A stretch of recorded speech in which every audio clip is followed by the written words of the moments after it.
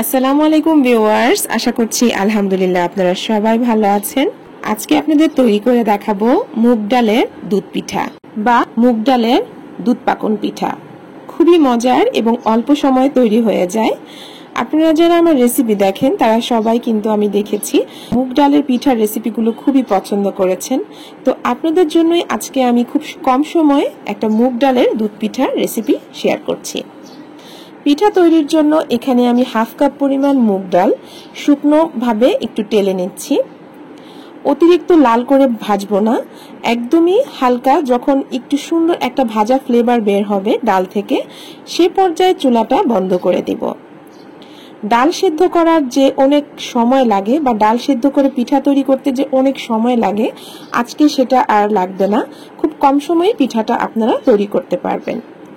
ডালগুলো প্রায় ভাজা হয়ে গেছে। এখন আমি ডালগুলোকে চুলাটা বন্ধ করে ঠান্ডা করে নিব।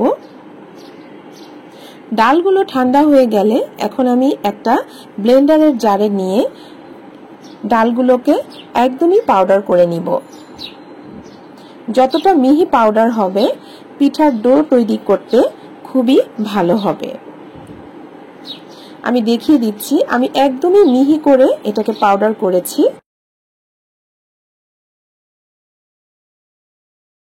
এখন একটা চালনিতে পাউডার করে নেওয়া মুগ ডাল, 1 কাপ পরিমাণ সেদ্ধ চালের গুঁড়া, হাফ কাপ পরিমাণ নিয়ে নিচ্ছি ময়দা। পরিমাণটা অবশ্যই একটু খেয়াল রাখবেন, এই পরিমাণেই সবকিছু দেওয়ার চেষ্টা করবেন। ভালো করে চেলে নিয়ে এখন শুকনো উপকরণগুলো মিশিয়ে নিচ্ছি। এখন চলে যাচ্ছি কাইটা তৈরি করার জন্য। এখানে দিয়ে দিলাম প্রায় 2.5 কাপ পরিমাণ পানি, স্বাদ মতো লবণ, প্রায় 5 চা চামচের মতো চিনি দিচ্ছি। এরপর দিচ্ছি হাফ কাপ পরিমাণ কোরানো নারকেল। ভালো করে মিশিয়ে অপেক্ষা করব পানিটা বলক আসা পর্যন্ত। এবার বলক এসে গেলে শুকনো উপকরণগুলো সব দিয়ে দিচ্ছি। আঁচটা একদমই লো করে দিয়ে ঢাকনাটা ঢেকে প্রায় 2 থেকে 3 মিনিটের জন্য এভাবে ঢাকনা দিয়ে রাখবো।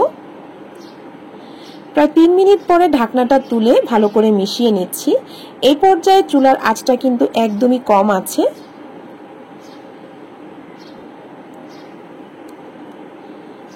ভালো করে মিশিয়ে নেয়ার পরে একটু ভেজা ভেজা ভাব থাকা অবস্থায় আমি চুলাটা বন্ধ করে দিব আর ঢাকনাটা ঢেকে প্রায় 10 মিনিটের মতো রেস্টে রেখে দিব। এবং এর মাঝে কিন্তু আর ঢাকনা খোলা যাবে না, কারণ চালের গুঁড়া যেটা আছে সেটা একটু সেদ্ধ হতে সময় লাগবে, সেই জন্য একটু 10 মিনিটের জন্য রেস্টে রেখে দিচ্ছি। এই গরম থাকা অবস্থায় ঢেকে রাখলাম।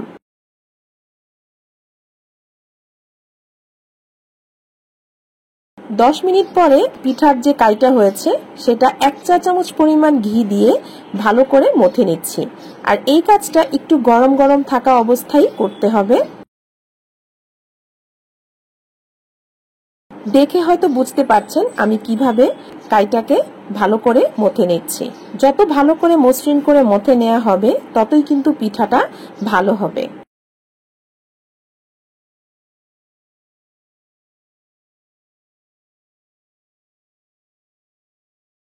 ভালোভাবে মথে নিয়ে আমি এখন কাইটাকে কয়েকটা ভাগ করে নিব।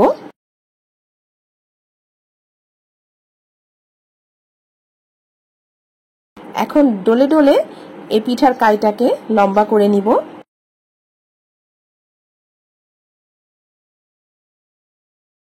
প্রত্যেকটা পিঠা যেন এক সাইজের হয় সেই জন্য এরকম লম্বাটে করে ছুরির সাহায্যে আমি ছোট ছোট করে লেচি কেটে নিচ্ছি। পিঠাগুলো ভেজে দুধের শিরা দেওয়ার পরে কিন্তু প্রত্যেকটা পিঠা ডাবল হয়ে যাবে ফুলে, সেই জন্য পিঠাগুলোকে আমি একটু ছোট ছোট সাইজের করে নেব। আর যেই পাত্রে আমি পিঠাগুলো তৈরি করে রাখবো তার মধ্যে একটু সয়াবিন তেল মেখে নিলাম। আর পিঠার ডিজাইন তৈরি করার জন্য আমি এখানে একটা শাসলিকের কাঠি নিয়েছি। আপনারা চাইলে টুথপিকের কাঠি অথবা যে কোনো ধরনের পরিষ্কার জাতীয় একটা কাঠি, খেজুরের কাঁটা অথবা যে চামচ থাকে চায়ের চামচ, চামচের সোজা যে ডাটের দিকটি সোজা, সেটা দিয়েও কিন্তু এই নকশাটা করে নিতে পারবেন। আমি দেখিয়ে দিচ্ছি আমি নকশাটা কিভাবে করেছি।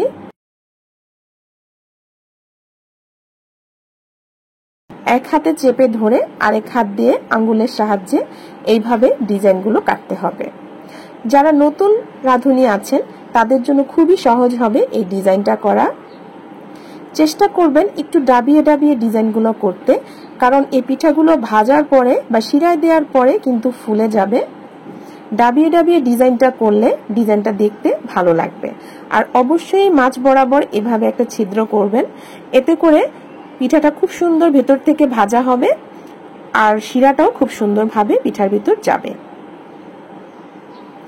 আমি আজকে দুধ দিয়ে পিঠার শিরাটা দিচ্ছি। আপনারা চাইলে চিনির পাতলা শিরা করেও কিন্তু এই পিঠাগুলো শিরার মধ্যে ভেজাতে পারবেন। তবে শিরাটা কিন্তু মোটেও যেন ঘন না হয়, জিলাপি শিরার মতো একদমই পাতলা হবে। যে পরিমাণ চিনি দিবেন তার দ্বিগুণ পরিমাণ পানি দিতে হবে।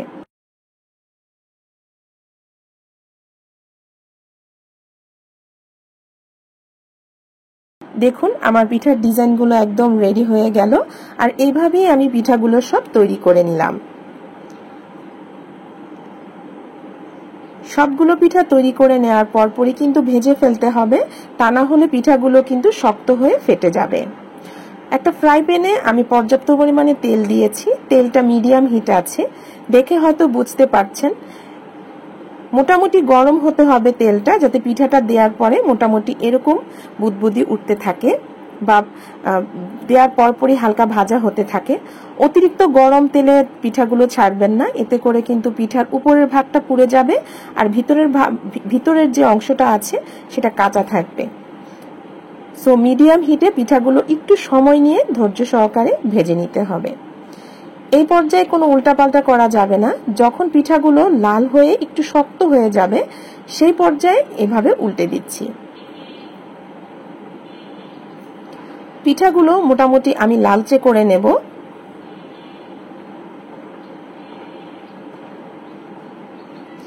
পিঠাগুলো হালকা এরকম অবস্থায় ভেজেও কিন্তু চিনির শিরা বা দুধের শিরায় দেওয়া যাবে, কিন্তু সেই পর্যায়ে পিঠাগুলো কিন্তু খুব দ্রুত ফুলে যাবে বা ভেঙে যাবে। তো সেই জন্য আমি পিঠাগুলোকে একটু কড়াকড়ি ভেজে নেব, এতে করে পিঠাগুলো ভিজতে একটু সময় লাগবে আর ভেঙেও যাবে না। পিঠাগুলো লাল হয়ে যাওয়ার পরপরই কিন্তু তুলে নিচ্ছি।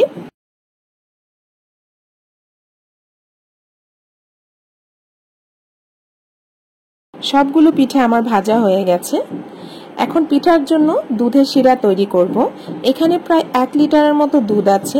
এর মধ্যে হাফ কাপ পরিমাণ পাউডার দুধও আমি দিয়ে ভালো করে মিশিয়ে নিয়েছি। দিয়ে দিচ্ছি 2টো দারচিনি, 2টি এলাচ এবং 2টি তেজপাতা। ভালো করে নেড়েচেড়ে দিয়ে দিচ্ছি স্বাদ মতো চিনি। আপনারা যে যেমন মিষ্টিটা খেতে চান সেভাবে করে পিঠায় মিষ্টিটা দেবেন।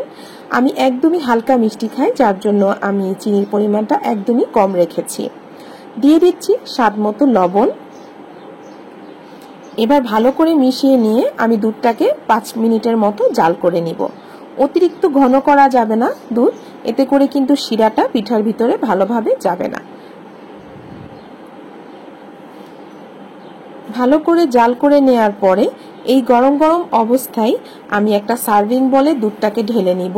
তারপরে একে একে সবগুলো পিঠা দুধের শিরার মধ্যে ডুবিয়ে রাখবো। দেখে হয়তো বুঝতে পারছেন যে কি পরিমাণ পিঠার মধ্যে আমি দুধটা দিয়েছি। এভাবে পিঠাগুলো দুধের মধ্যে সব ডুবানো থাকবে। মিনিমাম 15 থেকে 20 মিনিট পর এই পিঠার এই অবস্থা। দেখেন মাশাআল্লাহ প্রত্যেকটা পিঠা খুব সুন্দরভাবে ফুলেছে। আমি যে সার্ভিং বলে ভিজাতে দিয়েছিলাম ওর মধ্যে জায়গা হচ্ছিল না ফুলে ফুলে, তো ওইখান থেকে আমি আলাদা আলাদা করে এভাবে তুলে নিয়েছি। আপনারা যখন পিঠাগুলো ভেজাবেন অল্প অল্প পরিমাণ পিঠা দিয়ে আপনারা পিঠাটা ভেজাবেন, এতে করে ফুলার পরে পিঠাটা তুলতে সহজ হবে। তো হয়ে গেল নরম সফট তুলতুলে একদমই রসালো দুধে ভেজানো মুগ পাকন পিঠা। চাইলে আপনারা গায়ের হলুদে যে কোনো অনুষ্ঠানে জামাই আপ্যায়নে এই ধরনের একটা রেসিপি তৈরি করতে পারবেন খুব সহজে। রেসিপিটা ভালো লাগলে অবশ্যই রেসিপির জন্য একটা লাইক দিতে কিন্তু ভুলবেন না। আর চ্যানেলটা অবশ্যই সাবস্ক্রাইব করে রাখবেন, যাতে আমার সব কয়টা রেসিপি আপনারা খুব সহজেই দেখতে পারেন। রেসিপিটা ভালো লাগলে অবশ্যই নিজেদের মধ্যে, ফ্রেন্ডসদের মধ্যে শেয়ার করতে পারেন। আপনার মোবাইলেও সেভ করে রাখতে পারেন পরবর্তীতে রেসিপিটা তৈরি করার জন্য। রেসিপি সম্পর্কিত যে কোনো প্রশ্ন থাকলে অবশ্যই কমেন্ট বক্সে আপনারা কমেন্ট করতে পারেন। ভালো থাকবেন, সুস্থ থাকবেন। আল্লাহ হাফেজ।